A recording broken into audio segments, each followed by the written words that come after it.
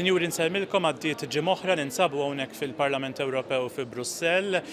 Tkellimt ma' 3 MEPs tal-Partit Nazzjonalista David Casa, Roberta Metsola u Francis Damidimek fuq diversi temi, però żgur li ma stajtx ma nibdiex billi nitkellem dwar il-Kunsill Ġenerali li kellu l-Partit Nazzjonalista matul il-ġranet li għaddew. It-3 MEPs tal-Partit Nazzjonalista kellhom diskorsi f'dan il-Kunsill Ġenerali u tkellimt ma' 3 huma kemm dwar id-diskors tagħhom kif ukoll dwar il-Kunsill Ġenerali b'mod ġenerali. Naraw x'qalulna l-MEPs.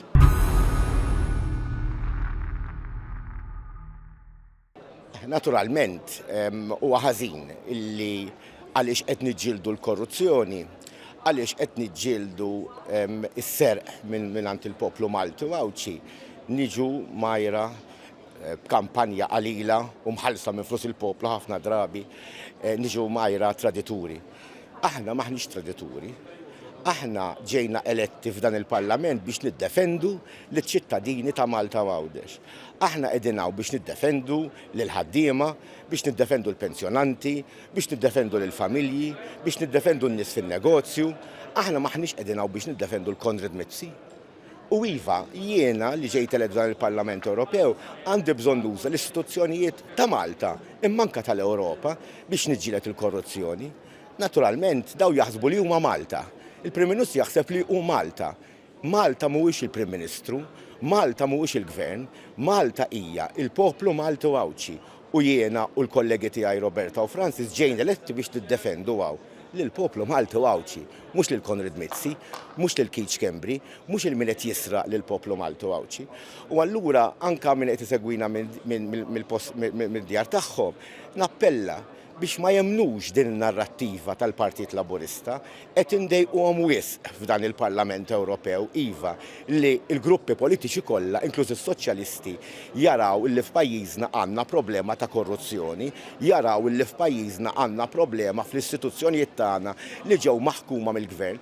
Issu ma jridu li mhux jaħkmu biss l-istituzzjonijiet, imma jaħkmu wkoll lill-poplu Malti Wawċi u dak mhux ħanħalluh. Il-poplu Malti Wawċi huwa liberu minn din il-ħakma u aħna rridu niddefendu lill-poplu Malti li jibqa' liberu. Mhux ta' bxejn il-Partit Nazzjonalista huwa l-Partit tal-Libertà għax aħna l-libertà mhijiex slogan politiku biss. Il-libertà aħna rridu ngħixuha u fil-Parlament Ewropew li huwa tagħna wkoll mhuwiex tal-barranin mhuwiex tal-Ewropej. Aħna parti mill-Parlament Ewropew. Aħna niqpaw niddefendu dan il-valur tal-libertà. U m'għandix dubju li meta jasal il-mument il-poplu Malti se jurina min jemmen li huma tradituri ta' pajjiżna.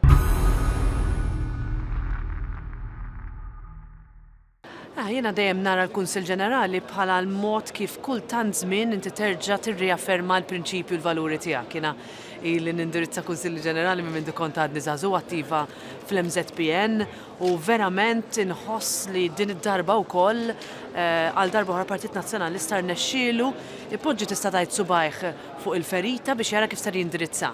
Il-tema kienet flimkien għal pajjiżna, jiena fid-diskors tiegħi iffukajt fuq dak li għajduli il-Maltin u l-Awċin. Fir-rigward tal-Awċin meta nitkellmu dwar il-fatt li għandna bżonn aċċessibilità aħjar, mhux biss nitkellmu fuq ir-raba vapur ma fuq il-ħames il-fast ferry, kif għandna bżonn iżjed servizzi f'Għawdex għall-Awċin. U minnaħa l-oħra wkoll jiena tkellimt dwar il-miri ambjentali tiegħi, jiena nixtieq li Malta tkun l-ewwel gżira fil-Mediterran fejn ma jibqax jintuża is-single use plastic, jiġifieri dak il-plastik li ħana nużaw darba u narmu.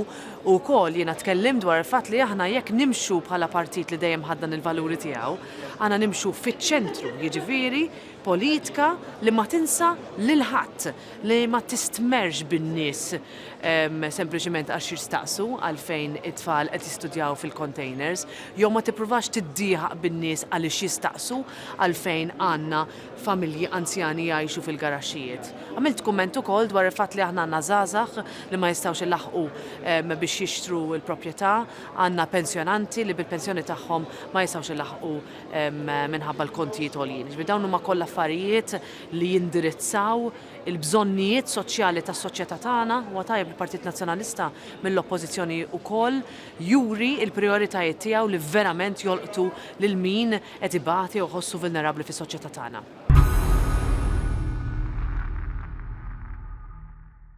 Jina għalija u għal-kollegi tiegħi il-ħin f'Malta jibqa' dejjem dak l-iktar importanti għaliex kif dejjem nispjega aħna nkunu eletti fil-Parlament Ewropew biex inkunu il-vuċi tal-poplu Malti u Awċi fil-Parlament Ewropew, mhux bil-maqlub biex inkunu l-vuċi tal-Parlament Ewropew f'Malta u Għawdex. Allura iva jiena użajt il-fatt li kelli inqas matul il-ġimgħa li għaddiet impenji fil-Parlament Ewropew biex nagħmel home visits f'San Ġiljan, fil-Millieħa, biex insemmi żewġ postijiet sliema, biex insemmi 3 postijiet milli żort għamilt ukoll jumej ġewwa Għawdex u ltqajt ma' numru ta' Awċin post fejn inħobb imur dejjem, hemmhekk anki nkun qiegħed anki bħala kandidat għall-elezzjoni tal-Parlament Ewropew li jmiss, laqat anki ma' gruppi ma' setturi differenti għaliex huma dawk il-laqat li lili jgħinuni kif qed nispjega anki qabel li nkun il-vuċi tagħhom hawn fil-Parlament Ewropew.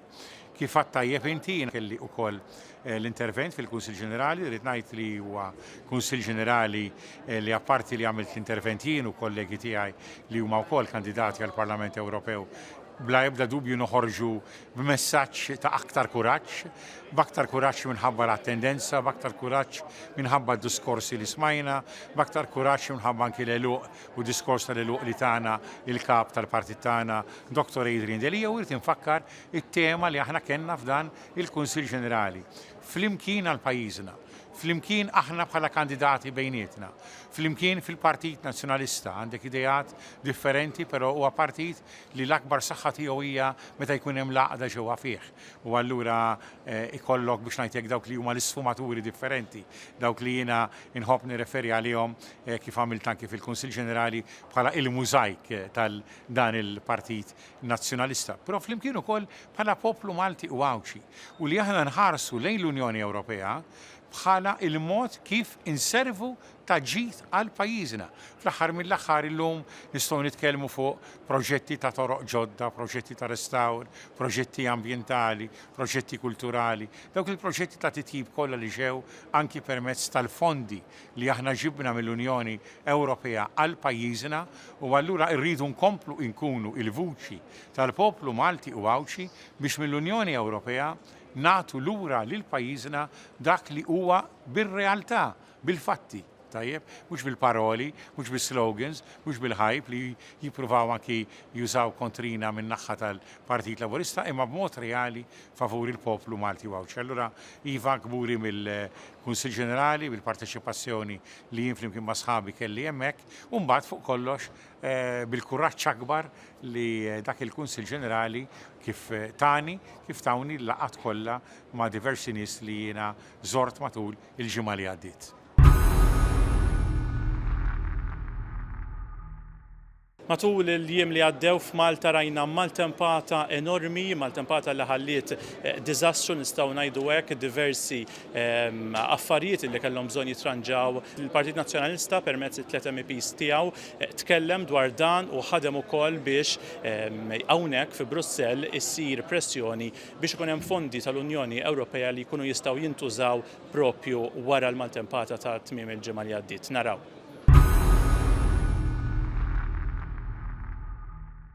Mill-oppożizzjoni aħna nistgħu ngħinu konkretament lil kull min huwa eligibbli għal fondi mill-Unjoni Ewropea. Partit Laburista fil-fatt ħafna drabi kulħadd hemm kemm jitfa' tweet jew jgħid xi kelma biex jipprova jinsulenta lill-oppożizzjoni, aħna l-messaġġ tagħna u r-risposta tagħna huwa aħna bil-fatti naħdmu. U fil-fatt dan hu dak li jien għamilt kif bdiet tista' tgħid beda jbatti il-maltemp għalla volja kien għadu maltemp ħafna, il-ħadd wara nofsinhar jiena tirt lejn Brussell biex it-tnejn filgħodu kelli laqat mal-kummissarji responsabbli. Kummissarji li huma tista' tgħid li jiffirmaw l-applikazzjonijiet meta jkollok diżastri bħal natura li kellna f'pajjiżna.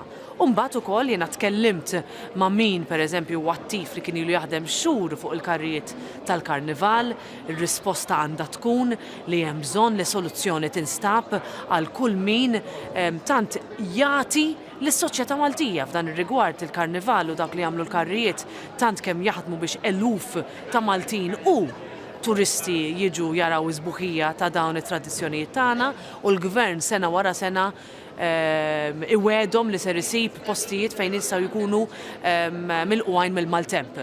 X'ġara?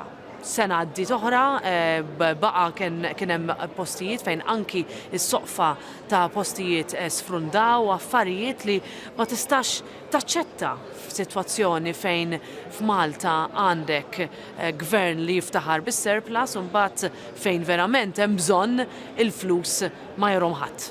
Dik hija xi ħaġa li tkidni ħafna u allura għalhekk jiena kont f'kuntatt kemm ma' dawn il-persuni li tant ħadmu f'tradizzjonijiet imma anke ma' persuni li għandhom stabilimenti, restaurants, etc. biex nara x'tip ta' insurance għandhom kif nistgħu ngħinuhom. Imma l-fatt jibqa' li aħna anke mill-oppożizzjoni u hawnhekk Dr. Adrian Delija flimkien magħna l-membri tal-Parlament Ewropew offrejna lit tal-għajnuna lill-Gvern. Issa sta l-Gvern jekk irid joħodha jew le, imma l-inqas aħna nkunu għamilna l-ħaġa sewwa u tkellimna fisem il-Maltin u l-Lawċin kollha. Dan huwa eżempju ċar ta' meta aħna jekk hemm mod ta' kif fl-interess nazzjonali naħdmu mal-gvern daħdmu. Dan huwa każ tipiku. Naturalment kif jaf kulħadd kellna maltembata kbira, l-ewwel nett irid nibda billi nirringrazzja l-forzi tal-ordni f'pajjiżna u l-Civil Protection ukoll illi kellhom biċċa xogħol mhix faċli. Irridu issa niftakru fid-danni li għandna madwar il-pajjiż. Għandna danni kbar, is-settur tan-negozju, individwi li saritilhom ħsara u hemm ħsarat kbar. Naturalment il-gvern appellahu biex jgħin kemm jista' jkun lil dawn il-familji li dawn l-individwi ġew milquta minn dan il-maltemp. Pero aħna min-naħa tagħna kif diġà ħriġna stqarrija anke mill-Partit Nazzjonalista kemm jiena kemm Roberta u Francis, kull għajnuna li għandu bżonn il-Gvern Malti biex aħna nattiraw fondi u kemm jista' jkun malajr. Għax ħafna drabi il-fondi tal-Unjoni Ewropea hemm wisq burokrazija u l-fondi għandhom ħabta jaslu tard wisq.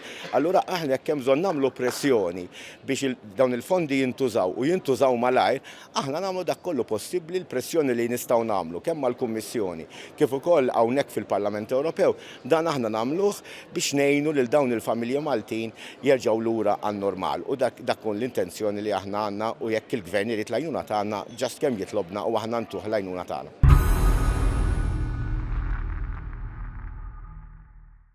L-MEP Francis Zamiddimek matul il-ġranet li għaddew żar il-Breast Cancer Clinic f'Malta, żjara li hija parti mill-ħidma tiegħu biex jiġġieled kontra il-marda tal-kanċer. Naraw filmati minn din iż-żjara kif ukoll x'qalilna l-MEP Zamiddimek wara din iż-żjara.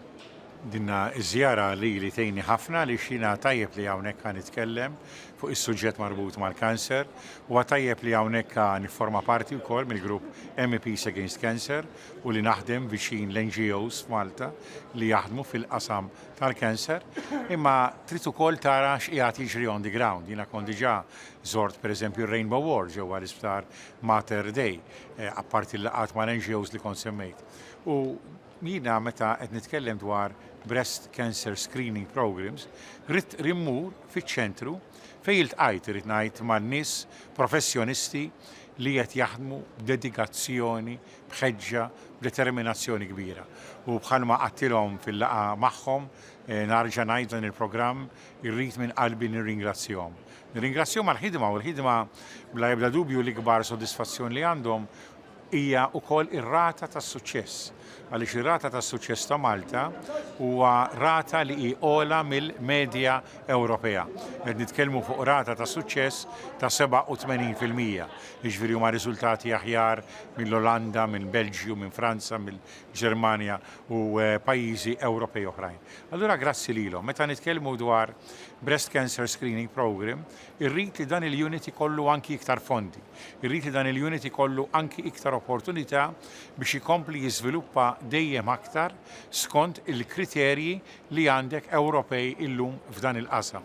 Irrid ukoll li jkun hemm programmi ta' awareness għaliex huwa tajjeb li għandek dan il-programm nazzjonali ta' breast screening għall popolazzjoni kollha fil-waqt li wieħed dejjem jikkonsidra li inaqqas anki l-età meta n-nisa jistgħu jmorru għall-screening. Imma apparti hekk irid ikollok dejjem numru akbar ta' persuni li min jeddhom għax li mhux xi ħaġa li tagħmilha b'xi mod sfurzat imorru u jagħmlu dan il-programm, li jagħmlu dan l-screening. Għaliex? Għaliex iktar ma inti tkun taf malajr jekk għandek xi sintomi diġà aħjar, Għax jekk m'għandekx tajt m'għandix, u jekk għandek, iktar ma tinduna kmieni, iktar ser ikollok livell inqas ta' kura u livell ola ta' suċċess biex inti ma tgħaddix minn dik il-problema. U dan huwa allura l-iskop għalfejn jiena mort hemm.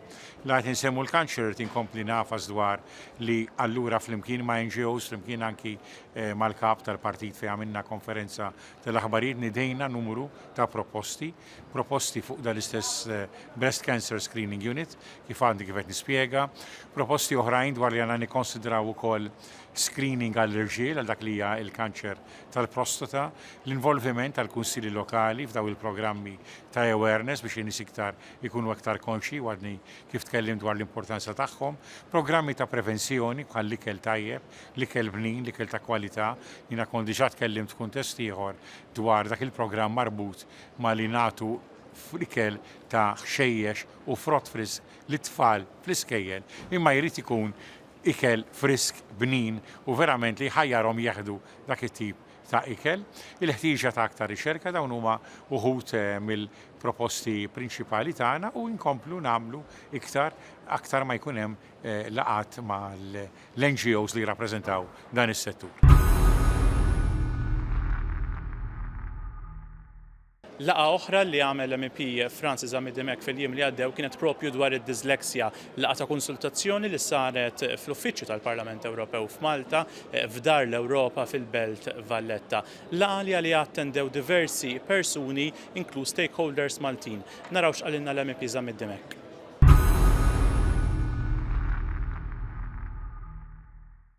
Li hawnhekk niltaqgħu ma' kondizzjoni oħra medika importanti li tolqot 10% tal-popolazzjoni. Hawnhekk ukoll kont mort fil-unit fil-Ministeru ta' l-Edukazzjoni li qiegħed iffukat mhux biss fuq id-disleksja imma dwar il-ħtieġa ta' min għandu kondizzjonijiet biex jitgħallem li huma iktar diffiċli, hemm unit li anki lilhom jiena insellem u li parteċipaw f'din il-laqgħa ma daw għandhom 17 l-għalliem biex iduru l-iskejjel kollha ta' Malta. Allura jridu morru ftit kien hawn, ftit kien hemm, ftit kien wara, m'hemmx ir-riżorsi kollha meħtieġa u bżonjużi biex jiffukaw aktar u biex ikomplu jtejbu servizz li huma diġà qed jagħtu minn qalbhom u bl-akbar serjetà u allura mill-ġdid nirringrazzjahom.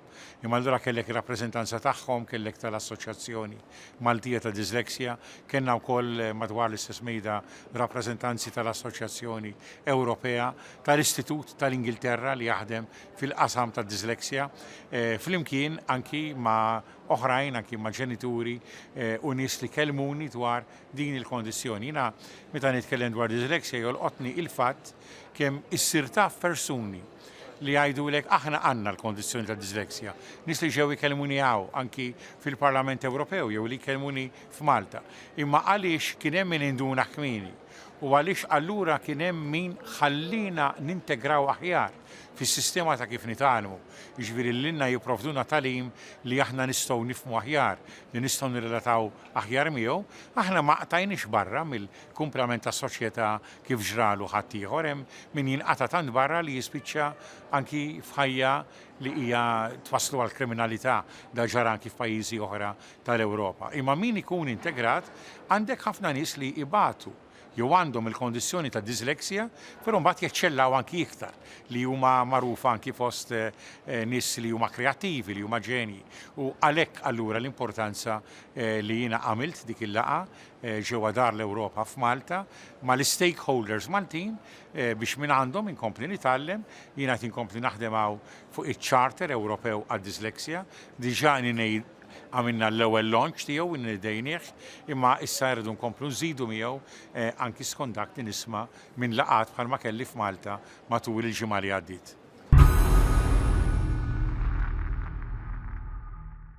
Din il-ġimgħa hawnhekk fil-Parlament Ewropew, l-MEP David Casa kellu vot importanti hekk kif ġiet approvata il-liġi il-Work-Life Balance Directive mill-istadju ta' kumitat biex issa l-aħħar stadju hu illi din il-liġi jsir il-vot dwarha fis-sessjoni plenarja f'Marzu li għadda. Tkellimna mal-MEP David Casa ftit tal-mumenti biss wara illi sar il-vot fil-Kumitat tal-Impjiegi u l-Affarijiet Soċjali. Naturalment, kontent ħafna li fil-Kumitat kelli vot b'saħħtu ħafna. Naturalment, biex kelli dan il-vot, kelli naħdem ma' ħafna gruppi politiċi biex nassigura li dak li ġie negozjat flimkien mal-Kummissjoni u mal-gvernijiet tal-pajjiżi membri tal-Unjoni Ewropea issa jingħata il-go ahead biex ngħidu hekk mill-Kumitat. Naturalment fadal l-iktar vot importanti illi huwa f'April li ġej għaliex il-plenarja ġifieri d-deputati kollha tal-Parlament Ewropew issa jivvotaw favur din il-liġi. U naturalment jiena ninsab kuntent illi fi stadju ta' kumitat tal-inqas jidher illi hemm il-gruppi kważi kollha politiċi favur din id-direttiva. Kienet mixja twila, ma kienx faċli għaliex naturalment ridna nsibu l-bilanċ vera. Il-bilanċ bejn dawk li jħadmu u dawk li jaħdmu. Bilanċ illi jiena nsostni f'dak li għandu x'jaqsam Malta illi issa dawn id-drittijiet il-ġodda li qed jagħti dan il-bilanċ li sibna, il-pis tiegħu ma jinġarx minn negozjanti żgħar, ma jinġarx minn negozji, imma billi huwa benefiċċju soċjali jiena insostni illi f'ekonomija li qiegħda trendi, f'ekonomija li qiegħda tikber, dan il-benefiċċju soċjali għandu iġor il-pis finanzjarju tiegħu il-gvern. Naturalment kienet mixja twila wkoll għaliex kelli niltaqa' ma' diversi organizzazzjonijiet u hawnhekk irid nirringrazzja il-kull min għeni biex wasalna hawn, jiġifieri kemm ir-rappreżentanti tal-ħaddiema illi ntqajt magħhom kontinwament, kemm dawk Ewropej kif ukoll il-trade unions Maltin.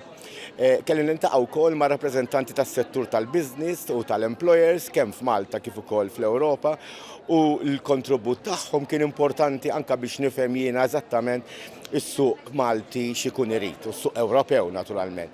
Mbagħad kelli diversi laqat ma' organizzazzjonijiet tan-nisa, organizzazzjoni tal-familji, illi wkoll enuni biex nkunu nistgħu permezz l-ewwel tar-rapport tiegħi li kien ġie adottat diġà fi-stadju ta' kumitat, però wkoll waqt in-negozjati. Ġifieri fil-Parlament Ewropew titgħallem tisma' aktar milli titkellem in.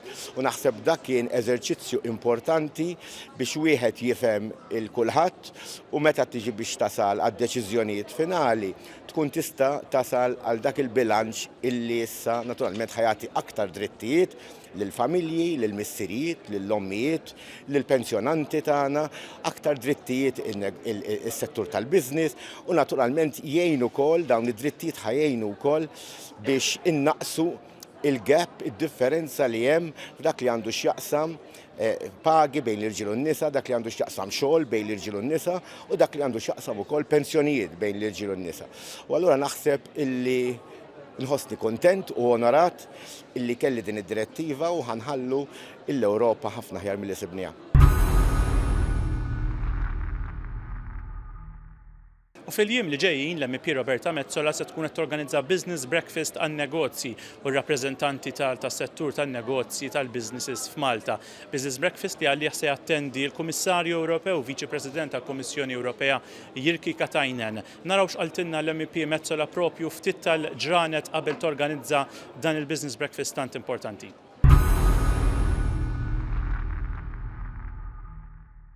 Hemm fondi kbar, biljuni ta' euro li sal-lum għadna bħala Malta ma ħadniex vantaġġ biżżejjed minnhom. U l-għan tiegħi huwa li bħala membru tal-Parlament Ewropew nipprova nara kif dawk il-fondi jistgħu jiġu Malta. U speċifikament meta għandna nitkellmu dwar is-settur tan-negozji Maltin u Għawċin, għad hemm ħafna affarijiet x'nagħmlu. Jiena naħdem fil-Parlament Ewropew fuq oqsma li jindirizzaw direttament il-bżonnijiet tal-businesses Maltin u Għawċin u jiena għaraft li l-iżjed ħaġa tista' tgħid tanġibli li nista' nagħmel ukoll huwa li nġib il-Kummissarju responsabbli minn dan il-qasam propju il-Viċi President tal-Kummissjoni Ewropea Jyrki Katainen li kien il-Prim Ministru tal-Finlandja għal 10 snin, pajjiż li kiber b'mod tista' tgħid kbir ħafna f'tul iż-żmien li dan kien il-Prim Ministru tiegħu u issa jrid jagħmel l-istess ħaġa f'pajjiżi oħra u l-parir tiegħu aħna ser nisimgħuh nhar it-tnejn it-tlieta filgħodu fit-8 u nofs fil-fatt min irid irid min jixtieq jattendi għal dan il-business breakfast jista' jagħmel kuntatt mal-uffiċċju tiegħi jew iċempel lill-uffiċċju tiegħi jew li l-istess biex inkunu nistgħu nirranġaw is-siġijiet għal min irid jipparteċipa. Sessjoni li ser tkun mistoqsija u risposta kif l-Unjoni Ewropea tista' twassal għal benefiċċji konkreti għal businesses Maltin u Għawċin. Jiena looking forward ħafna għaliex għal darb'oħra qed tkun l-Oppożizzjoni Nazzjonalista li qed taħdem fuq x'inhu tajjeb, x'inhu mal-benefiċċji tal-Unjoni Ewropea. Għalhekk dejjem minna fl-Unjoni Ewropea, għalhekk dejjem ħdibna biex jiġu l-fondi, għalhekk ġibna l-fondi, issa sta għalina wkoll biex inkomplu niżguraw li kulħadd ikun jista' jgawdi minn dan is-suċċess ta' pajjiżna fl-Unjoni Ewropea.